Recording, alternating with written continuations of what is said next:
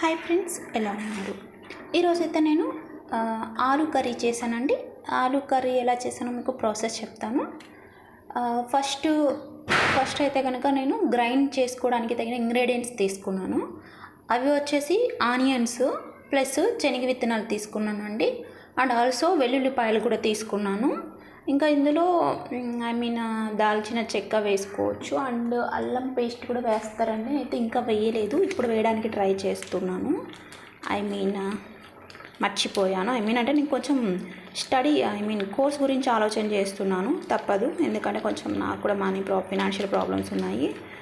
So అందుకు మర్చిపోయాను. ఇప్పుడైతే వేస్తున్నాను, మీరు చూడొచ్చు. ఈ విధంగా వేస్తున్నానండి, కొంచెంగా వేసాను.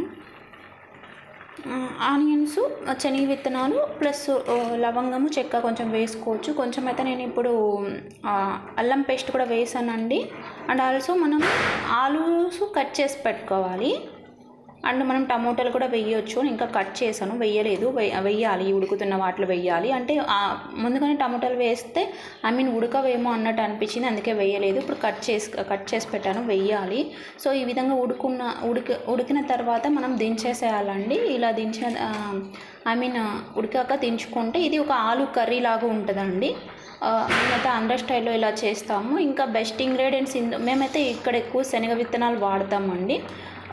ఇది మా ప్రాసెస్. ఒకవేళ మీకు ఇది చపాతీలకి బాగుంటుంది, అండ్ ఆల్సో దోశలకు కూడా బాగుంటుంది. ఒకసారి ట్రై చేయండి. మీకు నచ్చితే నా కర్రీస్ కానీ నేను చెప్పే ఇన్ఫర్మేషన్ మీకు నచ్చుతుంటే నా వీడియో లైక్ చేయండి, షేర్ చేయండి, సబ్స్క్రిప్షన్ చేయండి. మీకు ఏదైనా డౌట్ ఉన్నా కామెంట్లో పెట్టండి. Thank you so much for your support.